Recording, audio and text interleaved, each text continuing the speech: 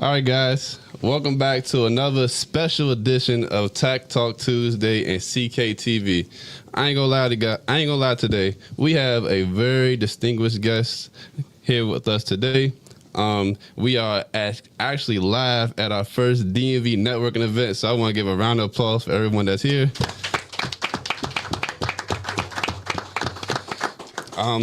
First things first is, I want to introduce our guests. So I'm going to start from the far left, and we're going to work our way across. So the first guest we have today is Miss Tasha Briscoe. She is a very, very important woman. I think you guys would love to know a lot more about her. She actually has her own pop-up management event in Maryland. So I'm going to let her take the wheel on that and kind of explain more about what she does and how she affects the industry and her community. All right. Well, thank you for having me. Saw the promo and I was excited because I am a serial entrepreneur and I'm known as a creative strategist. And a part of that is taking crazy ideas and making them happen. And so when I saw that you wanted to do this event, I was like, I love it. Let's do it. You mentioned the pop-up. That's one of my crazy projects that I'm involved in from one of my major clients. I'm also an event planner. I'm a designer. Okay. I own a venue. But that creative strategy side that I work with my clients on, it's taking those ideas, taking their businesses, taking their brands, and making them expand, trying to connect them with their target market, making sure that the products and services that they're offering is actually speaking to the customers that they're trying to reach. So it goes a little deep, and you mentioned being in business for a few years. I've definitely been in business for a few years, couple decades. So, okay. Been going like 25 years. I've been doing it. That's amazing.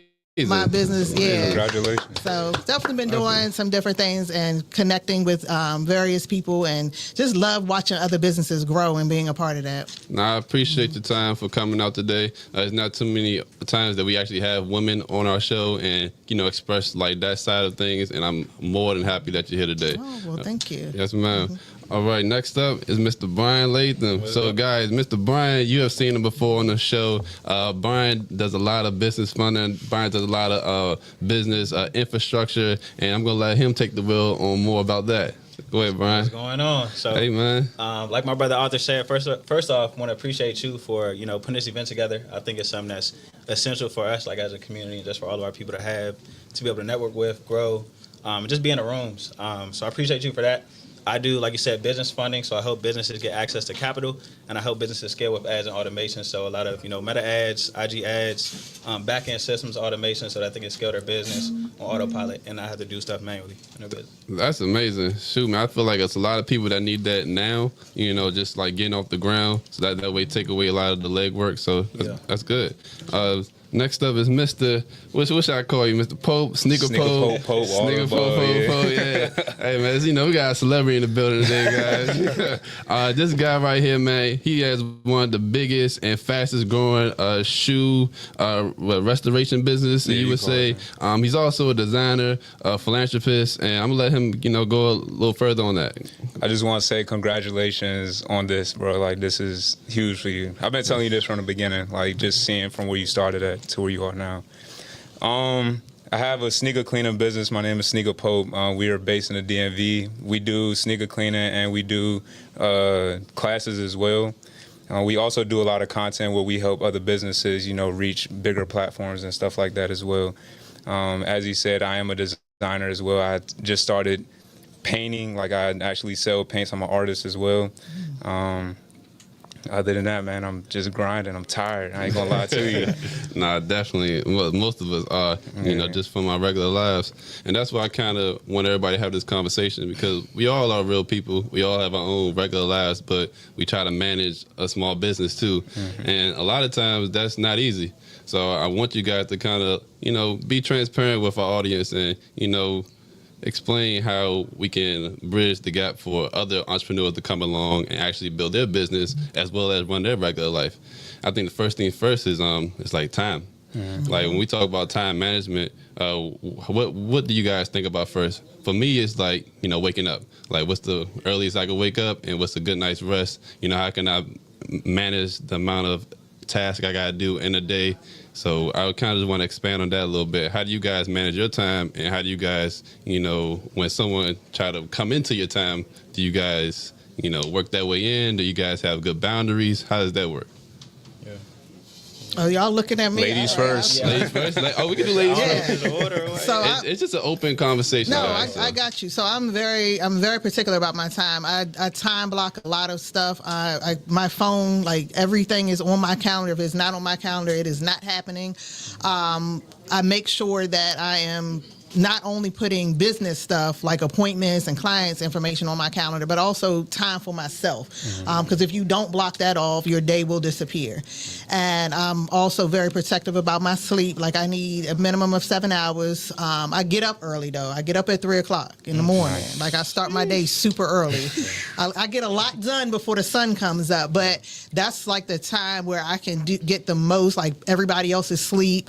I can shoot emails out, get them scheduled, and I don't have to worry about somebody doing a real fast reply on me. Like I can get all of these things out the way, and that way, once the sun comes up, once it's we're in that regular business hour part of the day, now I can make any phone calls I need to make, returning calls and responding directly to emails. But trying to get my stuff out the way is super important to me. Having a team behind me that can help me do the things that my hands don't need to touch. And as you mentioned, like automating, getting yourself out the way of your business, like that is super important. I highly recommend entrepreneurs that are trying to balance it all. I know a lot of people try to do a 9 to 5 and run a business, and some people say, oh, it's not possible, I'm tired, but there is a way to do it. You got to hit my man up right here so that he can show you how to get it done, because if you can get a lot of that stuff automated, that also allows you to get a lot of your free time back. So you spoke about automations. What kind of automations do you have in your business, and what kind of automations do you guys have in your business that help the business flow a little better? So automations, as far as like inside the business, I try to automate at least like 85 to 90% of my business. So when it comes to the top of the funnel is pretty much like where client leads get aware of you, whether that's through content, through ads, through promos, through events like this. That's where they become aware of you. Now, what is the next step that they'll do after that, which would be like their interest? So if you're doing like book calls, if you're doing webinars, all of that whole part should be automated. So if I have like somewhere where I'm sending them, whether it's like a landing page, website, okay, now they're opt-in, they'll book a systems and automation on the back end just to let us know that the client know, that their call is booked, or that they're, registered for the webinar, put them in certain pipelines. So all that part is pretty much automated. Now I'll show up to the sales call, or some people they'll have, sales reps, setters, anything like that. So some people even take themselves out of that position, and then someone else can even close for them. So they're making, they're able to generate revenue without even having to do much in the business. But, there's 4 different levels to the funnel, which is, like I said, top of funnel, middle of funnel, bottom of funnel, where people actually become buyers. But you can automate a lot of that process if you just look at how do you generate leads and clients to your business, and then what do they like, how does that process look from top to bottom? That makes sense. I like that. Like you said, you got to get your leads in and then figure out how you can funnel it from there. That way you don't have to do less work. Yeah. I like to say focus on branding, but like I said, you making sure that the day-to-day operations, is hands off. Right, exactly. Okay. So And you could say that for like any business, like, because I have a service-based business. So like I think about it like, if I automate everything, my mindset goes to like, all right, cool. Anybody can book at any time, like for a cleaning or something like that. And I personally don't have 100% control over like how many people could book at a time. Like, would you say that you can do that for a service-based business, or do I need a team or something like that behind me in order to make that happen? Yeah, so and that's a great question too, and it just depends on like where do you feel like you are in your business, and also it comes to a thing of, you said like bringing someone on like a teammate, it comes to like being able to trust people and take our hands off of certain things at a certain point. And sometimes that is hard. Like even for myself, it's hard for an entrepreneur to allow someone else to run like their business and then be, or try to take their hands off it so they can generate more revenue. It does come to a point where you will have to delegate a lot of tasks and put someone else in your shoes so you can step out. But for service-based, yes, this does, of course, work for service-based too. Whether if you're generating your clients, again, like through content or through ads, and then you said they're like booking calls? Yeah, they're booking through like Calendly and stuff like that. Okay, perfect. Yeah, so they're booking calls through Calendly, and then once they book that service, is that you said, and that's when you... That's when they come to drop off the shoes and everything like that and move forward from there. Okay, gotcha. Yeah, so I would say since it is a service base, you can automate it all the way to the part where you're either jumping on a call with them or they're dropping off their shoes. Like if I'm in that type of industry, I would be running ads and running ads and doing content and doing promos. I'm telling people book a call with me if they're looking to get their service, and then once they book a call, all the automations go off. You talk to them on the phone if it looks like it's a good deal, and they'll work with you. Then you take payment, and then you can automate the process of how does it look from client fulfillment. So all that whole process can be automated as well. And then once they do all that, then they just drop it off to you. You can do the shoes, clean the shoes, and then you'll drop it back off to them, or they pick it up. Okay. I like that. So the first thing that comes to mind for me is the price. Like a lot of people worry about the price of like what their product going to be, the price of automations. If we're looking at the pricing of things, how are we ever going to get things done? So how do you make that process easier for people who worry about the price and the numbers? Like, can you assist in that area? Like, how do you help with people assisting with funding these type of projects? Yeah. That's a great question too, because obviously price. Everyone has a product or service that we gotta get paid for. Yeah. It all comes down to who your ideal client is. You got to figure out what they're looking to spend, or how much can they spend. Like, okay, if you look at cars like Lamborghinis, of course they're looking for high-end clients who can spend a lot of money. Yeah. So they know their ideal client. But then you have economy cars where it's like they still know their ideal client. They may not spend as much, but they know their ideal client, so they're going to talk to that client. They know their price range. Okay. You know what I mean? So depending on how that looks, is like if you're building your product and you know who your client is, you have to speak exactly to that client, and then know like when it is time to talk about price, they can be qualified or they may not be. But what I say is, like, I usually add qualification forms to my book call pages. So whenever someone does book a call, I ask them a couple of questions, in that call form. So that way, before we hop on a call, I may know, like, all right, this person says, their investment range is around here. Oh, that's good. That's good. I do a lot of questionnaires. So like before I book a service for a client, I send them a questionnaire. Do you guys like have any questionnaires or general questions you ask your clients before y'all get started, kind of to like sweeten the deal for you guys? Yeah, I'll say as an event planner, especially, I need to know, what do you need and how much can you afford? Because we have a lot of people, they love Instagram, they love TikTok, and they see all these amazing ideas, and then they have no budget to match. Okay. So questionnaires and that automation piece, I use a client relationship management system, and that takes them all the way to their event date. Like, we have real fluid, real natural, automated conversations that go out. We do a 45-day, a 30-day, 2 weeks, following up, checking in for your event. So they're booking their slot for these events 2 months in advance? I have events booked to 2027. Yeah. Okay. So yes, 2 months in advance I would love that. You would love that. We have events booked till 2027, and it's because we offer full service. We do planning, we do design, and I have a venue, and so they want everything done there.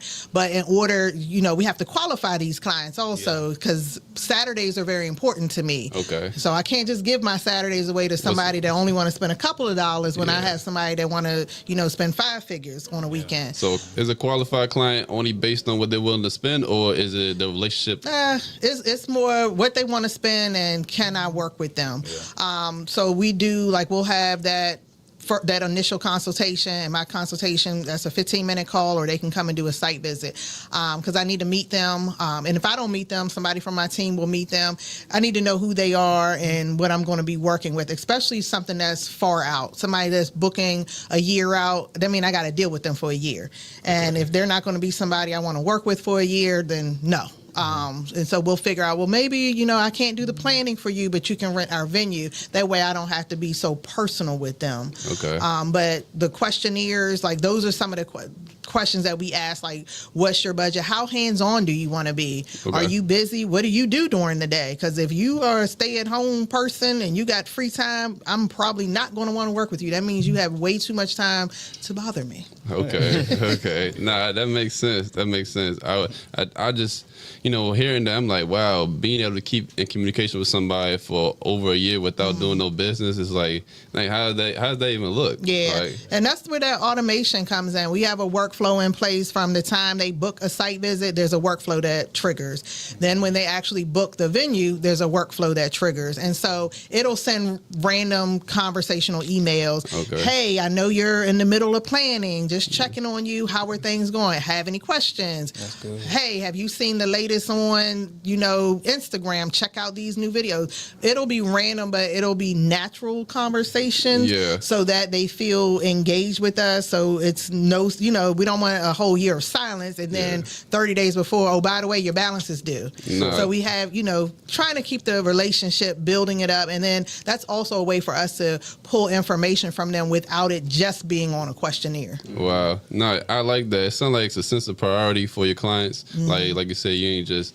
putting deposit down and not hearing from them again. Yeah. Like, you actually making sure that, hey, no, what are you doing during these 3 months? What are you doing during these 6 months, during this year? So that way, if anything else that you need or you need to ask someone else on, I feel like it'll make it easier for them. Yes. So Pope, I know that you also work with other companies as well. How are you able to collaborate those relationships to, build your foundation as well? I am transitioning a little bit.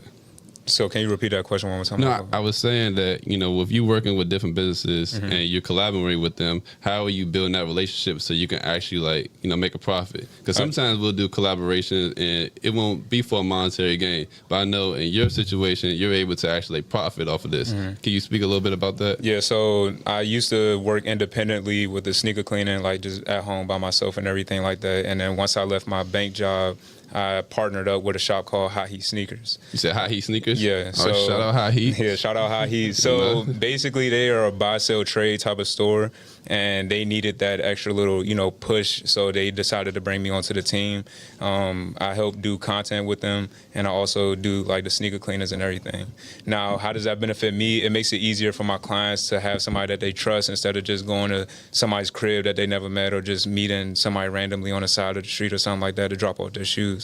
You have a designated place to drop their shoes off, which makes people more comfortable, and they want to tell all their friends about it, and everybody just walks in and, drops their shoes off. So that's why I feel like when you guys are talking about like the automation and everything, I feel like that would be a great deal because it gets very overwhelming by being just like one individual doing something all day, every day by yourself, because I'm like I said before, I'm tired. But that's because I'm staying up all day, all night, trying to get all this stuff done. So when it comes to automation, I think it would be great, and building that team, to just make life a little bit easier.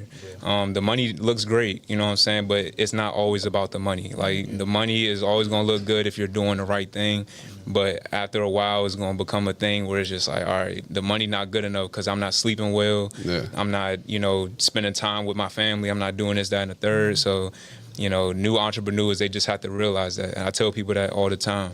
Yeah. Don't think that every single thing that has a big ass price on it is supposed to be the best thing in the world, because it's not. It's really not. Yeah, because that's a lot more responsibility that comes along with that. No, exactly. You gotta look at someone who wants to start a new business and then they'll take out a loan for something like $50,000. You have never made this amount of money in your business, so how are you able to manage it? Exactly. The first thing you're gonna do, spend it on personal ideas. You gotta spend some time in your business. Build that infrastructure, like Brian was saying.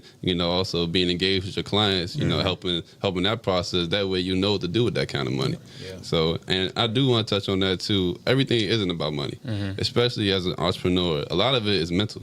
Like, you gotta have the mental strength to push forward. Like, dealing with these clients, late hours, early mornings, stuff like that takes a lot out of you. So, making sure that you're on top of your mental is very important in the entrepreneur space. And I want to make sure I speak on that. Not definitely. I have some hot topics for you guys.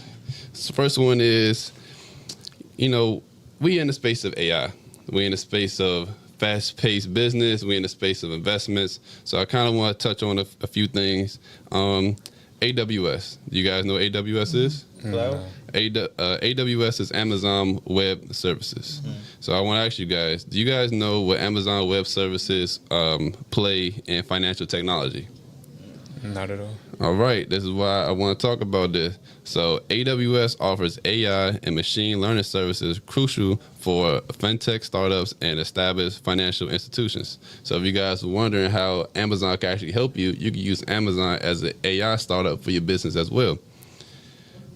I want to actually, move on with that too. So, we also have IBMs. You guys aware of IBMs? IBM's is another AI platform known in the financial sector. This is usually for risk management, regulatory compliance, enhancing customer service throughout automations. So if you guys are looking to have an AI service for your business, IBM will be a great way to stop, risk management. And risk management, if you guys aren't aware of that, that's pretty much fraud. Anyone that's looking to steal your business or steal information from your business, these type of AI softwares can prevent from that. So I want to open the conversation up a little bit. How do you guys use AI in your business, and what benefits have you guys noticed from it? And I'll be the first to go. So first thing I use AI for is, let me tell you, interviews. When it comes to interviews, I type in AI, but I give it a good description on who the guest is, and I give, of course, a number of questions, and then it makes the questions for me, and that way I'm able to have a fluent conversation through my interviews, and which creates engagement throughout the whole conversation. Have you guys been able to use AI, and have you guys been able to use this to benefit your business in any way?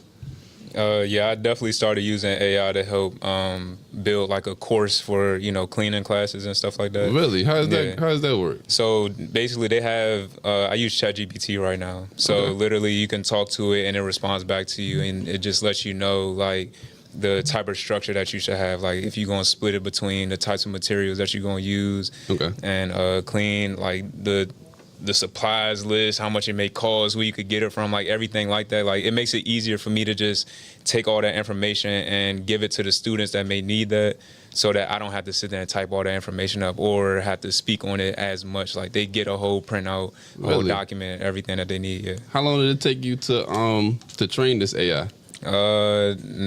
Probably I'm still getting used to it, so probably 2 weeks I would talk to it, just to get, a feel for it, and they get a feel for me as well, just understanding. Because every time you go back to the conversation, it remembers everything that y'all talked about before. Okay. And it just, builds off of that, and then just keeps building information from there. Good. Yeah. Ryan, how about you? Yeah, so I also use chat a lot. Offer creation, whenever I'm building out offers. ChatGPT kind of knows me now too, so it knows what I do and what I provide. So I'll ask them different things, different ways I can add value. I use it for content. Sometimes this one isn't ChatGPT, it's called Claude, but it's good for content creators and people that do info products. So I'll ask it what's 30 things, what's 30 different pieces of content I can make that'll help my audience. So I use it for that. I use it inside my workflows too. There's AI softwares inside my CRM that allows me to recommend what should I add in my workflows. You said CRM. What's that? For the people who don't know the acronyms. Yeah, so customer relation management. So customer relation management. Got it. So that's where you store all of your leads, all your clients. You make sure they're all organized, so you know who did what within their buying process. So got it. If someone got an ebook from me, their name will be in my CRM, and it'll say I'll put a tag on that says ebook. Why is it important to manage your CRM? Because when you remarket one, you want to say organizing your business. If I just had 10,000 names inside of my CRM right now, I don't know who did what, who's who. Okay. You know what I mean? So you want to make sure you have an ecosystem where you know who your clients are, what they did, who your leads are. Got it. And then, of course, with pipelines, which is where they are inside their buying process.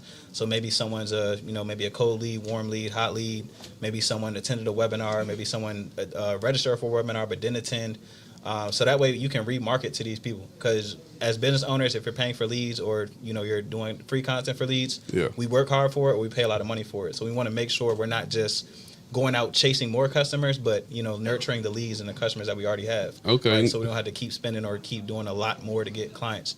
So that's what the CRM is important for, and that's what the tags are important for. So our tags, they just let us know exactly what each lead did, and that comes with automations. That's good. So, I like that. Yeah, yep. So that's what the CRM is. And then with the AI, like I said, I use that for copy.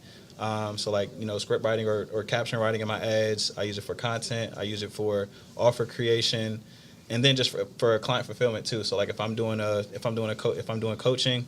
Or some more info stuff, I'll just ask it, hey, I'm building out my program where I'll be teaching XYZ. Can you build out, how I should create my modules, or what's the topic I have to talk about? You wasn't joking about the 85% of your business.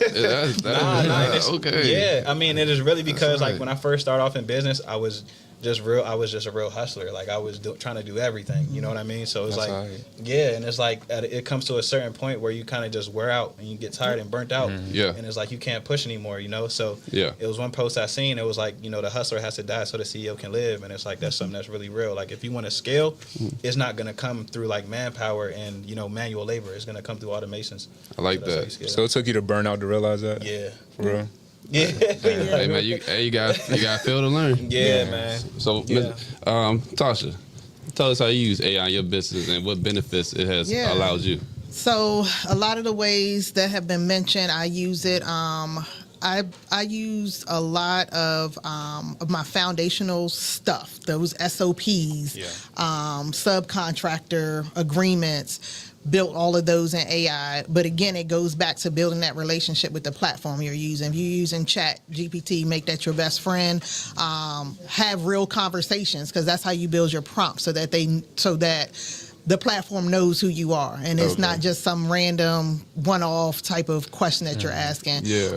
If you once you start putting information in there, it learns you, it studies you, it remembers who you are for next time.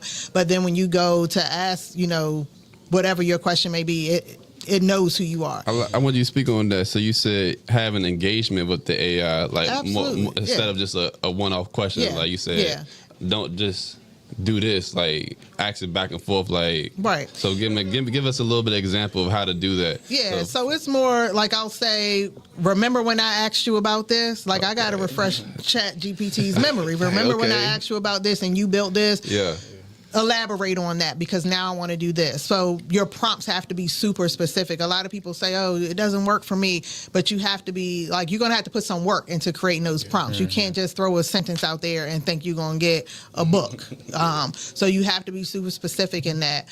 When it comes to utilizing, like you mentioned, the CRM, like a lot of CRMs and even financial systems, now they have AI options built into them where you can utilize those. And so same with like you do with yours, I utilize my CRM when I'm addressing a client, because they may come back and ask a question and AI will pop up and say, these are the, like it'll provide like 4 or 5 bullet points based on the knowledge it has of that particular customer. Oh, they asked for, red roses. They asked for a 10-hour block at your venue. So it gives me like main points based on conversations in our emails, because Google got it now too, because now Google, we're using Gemini and all that. And so it'll pull out that information, make life a whole lot easier for you. Now I don't got to keep scrolling up to figure out, okay, what did we have a conversation about before? So now as I'm responding, it'll tell, it'll give me some pointers as to how I should respond to this person. I also use it for my design. AI can help me build and create some design concepts that I can present. Okay. Those used to take me, hours to develop, and now because clients, they're just like, oh, I want to see an example of what you can create. Well, I'm not going to give you hours of my life to do that, but I'm going to do a real quick mock-up with AI. So like utilizing Canva, things like that, you got the AI options in there now. So I mean, it's everywhere. Familiarize yourself, and like I said, let it be your best friend, build a relationship with it. No, for AI, it's pretty much my assistant at this point. AI assistant is how I look at it. Now, I wanted to touch on that because it used to say it takes 5 years for your business to grow a profit. Right now, using AI, you could do that anywhere between 6 months to a year, just from the automations and the information. I think it was a lot of lack of information that people had when they first started their business. Now with a simple AI tool, you can look up all the steps, all the structures that's needed. That way, it makes it easy for you to just get off your feet. And then, like you say, once you get off your feet, you got these automations for your leads. You got these funnels, and as well as your CRMs that they allow you to access your client information and builds up that engagement a little bit better, and so you can understand your client a little better too. I want to touch on investments as well. So when we look at investments, people invest into companies, these big businesses, but how does investment look for like retirement for you guys? Do you guys only believe in investments through like a 401k? How do you guys look at investment retirement wise? Yeah. No, you got it. For me personally, like I did hear, like, retirement accounts, 401ks. Everybody has their own viewpoints on them. I'm not too big on them. Okay. I'm more so like right now where I'm at in my season. Like a lot of my capital is just going back to my brand and my business. Yeah. But I've invested in real estate. I've invested in stocks. Now, what I would say is, like, those are great avenues or great place to put your money. But what I realized is, like, they were like a slower return. So I needed to deploy my capital to where as though it's going to help me build up faster, and then start parking money into those more steady investments. So I think it all depends on what's your goal, like where do you want to be, and what's your timeline for that goal. Like, do you want to just kind of lay back, be chill, cruise by, and then be retired by a certain time? Then you can take your money, put it into certain investments, and just let it grow over time. If you're someone who wants to be, more risk adverse and want to grow, then that's, putting money into yourself, into your into information, into growing. So it all depends on who you are as a person. There's no right or wrong answer. But for me personally, I would say like a lot of my investments just go to my brand and my business. So a lot of short-term investments. Yeah. Okay. All right. How about you, Pope? I definitely agree on that. I haven't really thought about the long-term investment. Y'all not thinking about strategy. long-term. Yeah. Getting somewhere. We getting somewhere. This is the thing though. I feel like it is a long-term investment though. It's just that it's going into you, like it's going into you and your business. So it's like it's gonna work now and it's gonna work later. But the longer-term investment is like it more so. It spreads out and it takes a longer time to ride out, which is still fine. Again, it just depends on the person. But when you're investing in yourself in your business, it's like, all right, I want to build, I want to build something, and I'm gonna put that money into me because I might get a bigger return. Like if you invest in, stock market or real estate, you get 8 to 12% return on your money. Yeah. You know what I mean? Which is cool if you want to, like I said, On a yearly basis, yeah. And sometimes you have compound interest, but no, and that's the thing too. Compound interest is very, very important. do you feel? I'm sorry, I didn't mean to cut you No, you off. good. When it comes to compound interest, do you feel like that's something that is required for you to do an investment or not? Not all the time. I don't think Okay. everything will be compound interest where it just continues to grow. Sometimes it may be a one-off investment where you put down, maybe 5,000, make 15 or something like ads. I would say like advertisements. Speaking from a digital marketer, Okay. if I'm doing, if I'm spending, 10,000 in ads and it makes 25, then it's like, all right, that's not a compounding interest. Unless you make it, like you can continue to reinvest that money and grow. Yeah. But it's not necessarily like compound interest like how stocks are, where it's like you just let it ride out and it continues to build on each other. Exactly. So I don't think everyone has to, but compound interest is like I would say the most powerful. Okay. For sure. Yeah, I brought it up because you have things like, IRAs and like Roth IRAs. For the ones that are not familiar, IRA is an investment account. The only thing about IRA is, the money that you take out, you are being taxed on it. And you are being taxed on the Roth IRA too, but the money that you put in, you're allowed to take that out. Yeah. So for instance, if you put in 10,000, you can take out 10,000 out your Roth IRA. But with an IRA, you put in 10,000. If you take it out early, you have early withdrawal penalties. So just kind of give people familiar with that. The reason why I brought up the long-term investments as well as short-term investments because, I don't want to work for the rest of my life. Like, that's just what it is. I don't want to work for the rest of my life. I want to be able to something to grow without me being there. Automation sound like the future, which is why I'm kind of like a little, like, I don't know about my investments now. The AI might just do it for me. Yeah, So yeah, facts. I'm a little, I'm going to come back to you about that. Yeah. But just wanted to make that, a known thing. Yeah. That's one, good. That's a good question. One investment company that I want to talk about is BlackRock.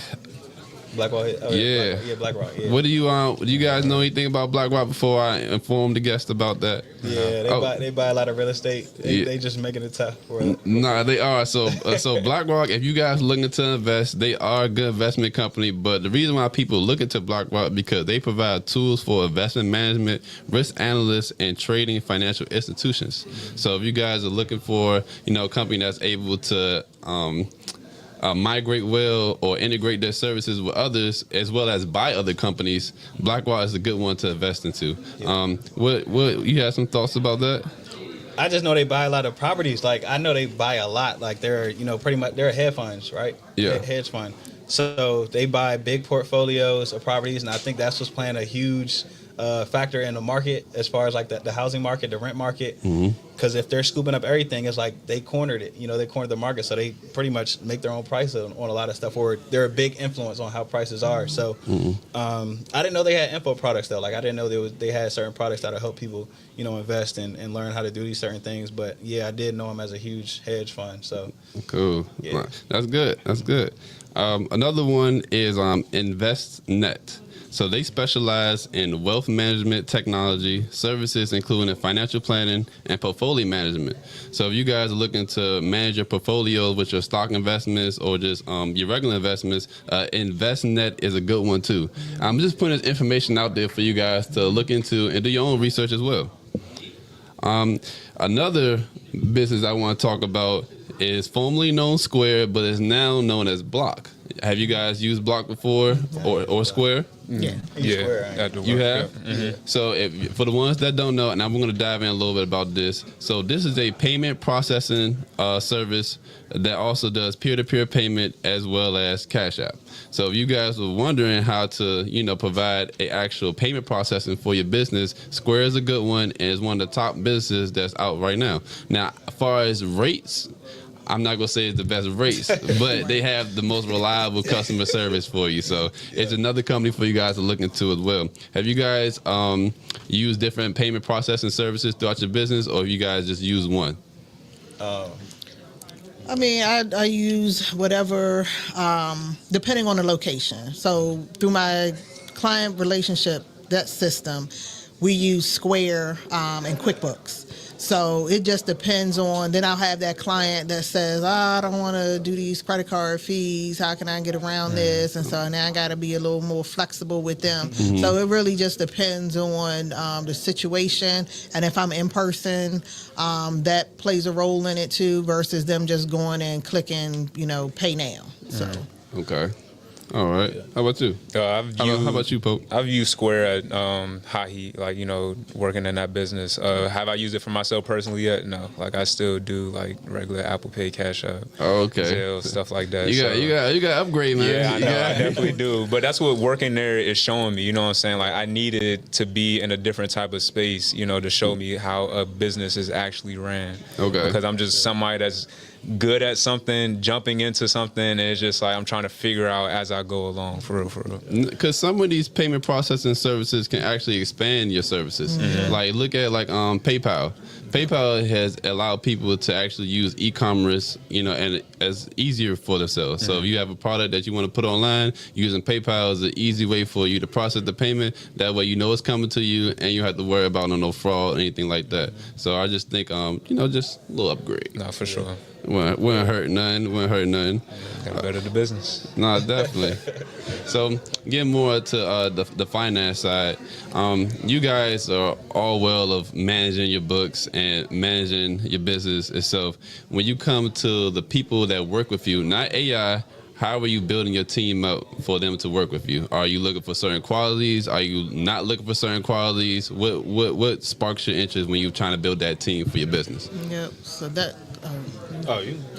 So for me, like I said, I've been in business almost 25 years, and it has taken me a long time to build the perfect team. When I first started, y'all were talking about burnout earlier. My first 10 years, I was doing everything. I was the bookkeeper, the planner, the designer. I was the customer service. I was doing all of the things. And then I figured out what burnout was. And I cried, and I'm like, I hate this. I quit. I don't want to do this anymore. And it took me finding myself in a space where I was surrounded by others that were doing the same thing, others in the industry, and we realized that, hey, we can have this community, and building that community, we learned how to tap into each other. So when we needed help, we would tap into each other, and then that allowed us to figure out what our sweet spots were. My sweet spot is creating. Bookkeeping ain't my thing. That's not my thing. And so I was able to finally point out, and I tell people all the time, write out the things that you love to do, what you really have to have your hands on, and then everything else, that's who you need to figure out can do that for you. And so it took me that, whatever amount of time it took, where I'm finally in a place where I can say, all right, I have somebody that can do all of these different things for me. I do not have to have my hands on it. I can delegate, and they know what I expect from them. And that comes from them watching me, understanding like how I like to deliver, what I like my customers to feel when they experience our business. So it does not happen overnight. It definitely takes a lot of mistakes. It definitely takes a lot of sleepless nights, but it takes that learning process in order for you to realize this is what you need to really be successful. Because I didn't start really scaling until I put the right people in place, because I was still trying to have my hands on everything. And so scaling came after I was like, all right, I can let the phone calls go, the customer service piece here, let somebody else do that. I can let the social media management go, let somebody else do that. Because now I got free time to do what people see me for, and that's the designing piece. That's the creating strategy, because we're going to talk. But that's the part, I mean, that's the part where you take your business from, like, you know what you like to do, and you know where you want to put your hands at, but you got all this other stuff to worry about, like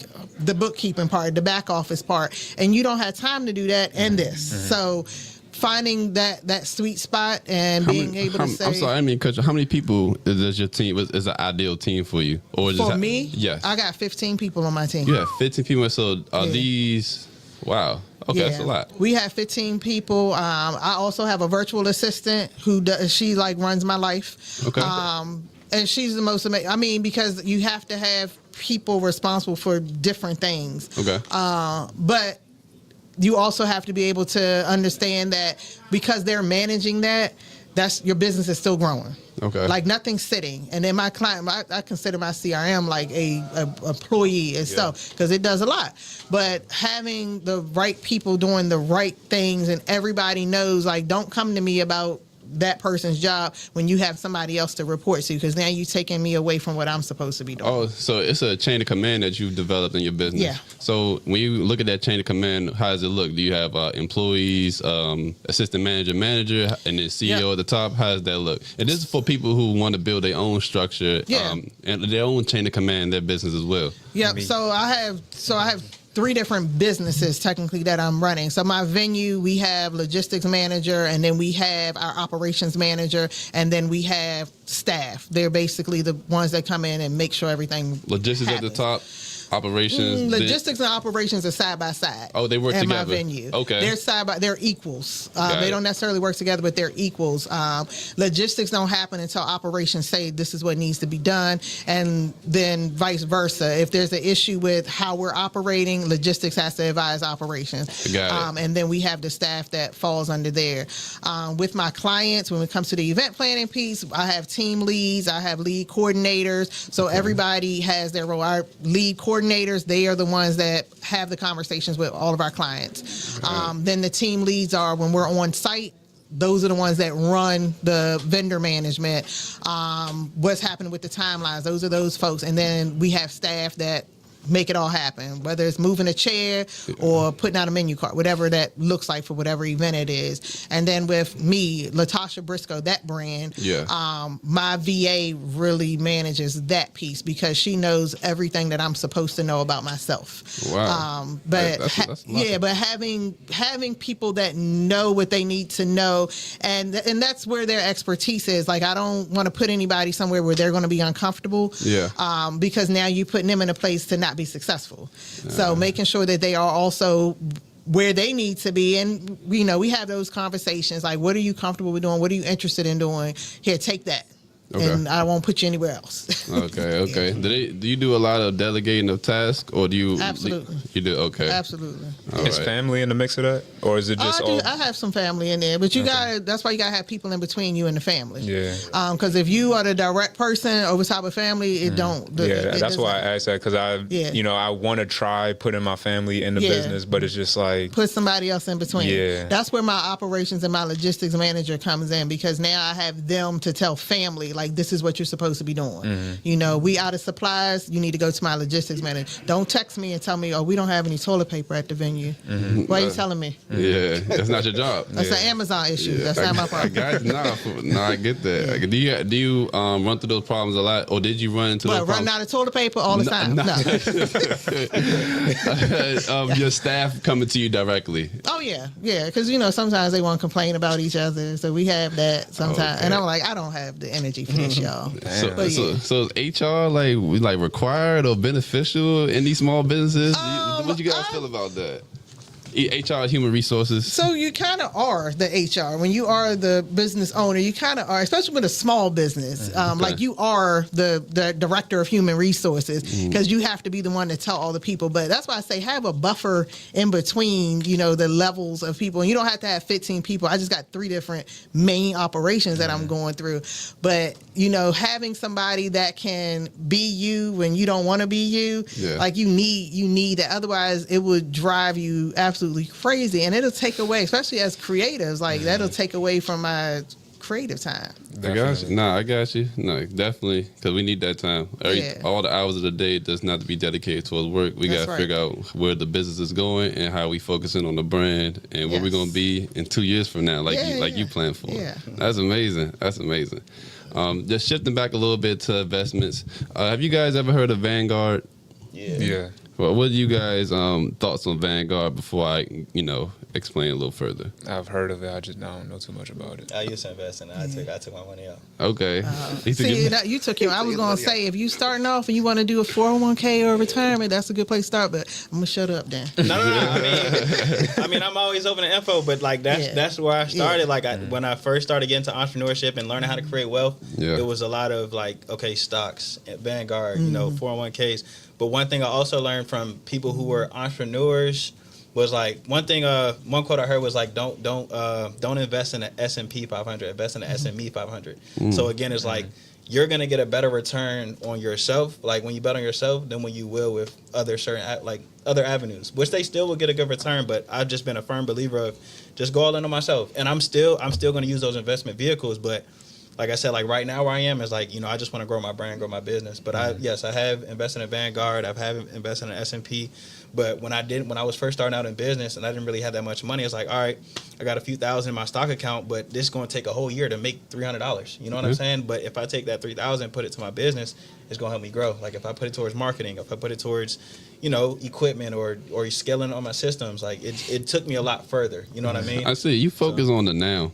Yeah. You focus on the now, and that's interesting. We always hear about, this is what we want to do later, plan for retirement, plan for, death and stuff like that. But you're so focused on now, I think a lot of people should hone in on that. Yeah. That's really good. Yeah. I like that. It doesn't sound like you're risking it all, though. You just putting some money into the now. You still got some on the side. I see what's going on here. Yeah. All right. I do want to inform everybody on what Vanguard is, though, because you did give a good explanation. Vanguard is known for a unique investor-owned structure. It aligns with company goals with those clients focused on low-cost investing. So if you're looking to invest in any department, you should look into Vanguard, because that way you can actually buy a stock portfolio and build your portfolio on there with low-cost investing. Just a fun fact for you guys. Yeah, definitely. And I keep bringing up these investment topics because people aren't looking at investing. A lot of people are looking into the now or the tomorrow, but investing still works if you have a low income or if you just have money that you want to just put in different avenues. Like you said, there's different ways that you can spread your money, from a bank account to a home, which is real estate, to an investment account, and even equity accounts. So if you guys aren't aware, equity account is an account that not every equity account, and an equity investment account. Yeah. These accounts is money that you put into that grow over time, but they don't lose any value. They're also known as index accounts as well. So the index accounts, so you could come in at a price point and maybe let's say 1% or 2%, but then if the company does well, then your money goes up. But it has a baseline. So if your baseline is, like I said, 1%, then it won't never go below that. So that way you kind of keep your money safe. Yeah. So I inquire people to look into more index funds, look into more real estate investment, look more into banks, because banks is always good too. And then, as you know, cash is something that people also have, but I'd rather say put it in gold because the value stays the same. Want to move on a little bit to talk about Fidelity. Have you guys ever heard of Fidelity? Yeah. The brokerage? Yes. Yeah. So Fidelity is another investment account, but like Brian said, it's more so for brokerage. So with that being said, what type of services does Fidelity provide? Fidelity provide a wide array of services, include non-fee products, funds with zero minimum accounts, and also trading platforms. So if you're looking to trade your investments and trade some of the stocks that you own, Fidelity would be a good one for you guys to look into. Right. I just run through some things with you guys just for people to understand. And then the last investment account I want people to look into is Charles Schwab. Charles Schwab is another investment account, and these are all safe. So like Vanguard is safe, like I said, it's funded through the government. I mean, they're protected by the U.S. government, Fidelity, as well as Charles Schwab. These are all different 3 investment business models. And the reason I'm, again, expressing this to you, because if you're not familiar with stocks, if you're not familiar with any investment accounts, please look into these because it's a great start for you guys. All right. Now, to also just speak on Charles Schwab a little bit, there's a hybrid model combining traditional banking with modern digital broker services. So a lot of that old age stuff of like going in and meeting the banker, figure out what you got to do with your account. No, Charles Schwab is definitely familiar with online services as well. All right, guys. Now, I want to take a second to, bring it back to real time. You guys are going to leave here today and going to still move forward with your business. What's some information that you want to give that person that's about to give up on their business, and how do you guys give them some motivation to keep moving forward outside of just keep moving forward? Like, what can you tell them, things that you guys are experiencing that you guys can give game to that can help the next person? I'm going to start with Mr. Pope. Don't be afraid to ask for help. That's probably like the biggest thing that I can say, because speaking from my own experience, doing everything by myself, like I've burnt out so many different times. I done gave up on my business so many times. I probably would be a lot further than where I am right now if I didn't give up 3 or 4 different times before because of burning out. Yeah. So, having other people that have businesses like yourself and like automation and everything like that, like that would be very beneficial. So networking, going to events like this, that's something that you should do. You know what I'm saying? Like it shouldn't be a question, oh, should I go? No, like you have to do that. Like do that, because that's how you're going to get out there. That's how you're going to get people to help you and just expand at that point. I completely agree. Asking for help will take you from, a basement to a studio. For sure. I promise you. For sure. What about you, Brian? Man, I would say for every entrepreneur out there that's like trying to grow their business, I would say the only way to is through. So you're going to have to do the work. It is going to be hard. You're going to have different seasons of your business where things do start to get easier and you do start to see the light at the end of the tunnel, but you got to make it through the hard part. Like getting the ball rolling is usually the hardest part sometimes. You'll still have problems as you go, but there'll be problems that are more so for that better thing. That now that you have better things, there are problems for that. Mm-hmm. So I would just say the only way to is through. The work will work on you till it works for you. So you just got to stay consistent and keep working on your craft. Even when it looks like nothing's happening, you just got to show up. And then I would just say, like, take the timepiece off of it. Like, if you can just work and just show up and not worry about when you're going to make, a certain amount or when you're going to get to wherever you want to go, like, detach the time from it, you'll be fine. But I think a lot of people look at the timepiece or see a lot of different stuff around them, and they'll get discouraged or quit or think they're doing the wrong thing. But if you just stay consistent and focus on your craft, like, you'll be fine. That's good. And the last thing I would say is just always, like, invest in yourself. Like, there's people that have the information that you need, and I think that's a shortcut. Like, that's something that tremendously helped me. Yeah. So I'm very strong on just letting people know, like, hey, don't be afraid to invest in yourself. Like, because there's someone, again, who can just show you how to get to where you want to go without you making all the wrong turns and, bumping your head so many times. So that's what I would say. Thank you for that. Yeah, all and right. I'm just gonna really piggyback off of what was just said. Go ahead, Tasha, let us know. Yeah, there are going to be those times where you just want to quit, but as long as you stay like committed to whatever your passion is, why did you start and all it, like stay focused on that part. Set your goals, but the whole time thing, like don't compare yourself or the length of time it took somebody else because they may be lying. Don't compare yourself to them. If you're going to be on social media, you're going to be watching, be inspired, but don't be discouraged by what you see, because a lot of what we see is not, the dirty part behind it, the part where people weren't getting sleep and they were crying all night long because something wasn't working out. And so you just want to, be inspired, but don't let that be like, oh, they make it look so easy. They make it look easy. It's not always that. And then that investing in yourself piece, like that's huge. I know we talked a lot about investing in these other platforms and opportunities, but really considering what it looks like to invest in yourself, because that does come with, if you got to hire someone, that's an investment in yourself. If you got, that delegating, all of that, getting somebody else to get you there, that's the biggest shortcut, because you'll have that one-on-one with someone that can give you the direct advice where you don't have to spend, those years of research that some of us have spent to figure out how to do this. They have already done it, and now they can tell you how to do it, and you don't have to do all the homework behind it. But really taking that serious when it comes to investing in yourself, and be smart about it, because there's going to be a lot of flashy lights and opportunities that come across your feed, and you're going to see and you want to click it and you want to buy into it. But doing your research and really figuring out, okay, is this person really going to get me there? What is their social proof? What is their financial proof? Have they done this for themselves? So whatever you're going to be doing, just making sure you're doing your research, making sure that you're making the right decisions, but protecting your brand in a way that whatever you do these investments, that you're aligning yourself up with someone that's going to help you propel in the direction that you're trying to go into. And then just, staying prayed up and don't give up on that. Big on staying prayed up first. That, That's good. I like that. That was I feel like everybody can relate to that.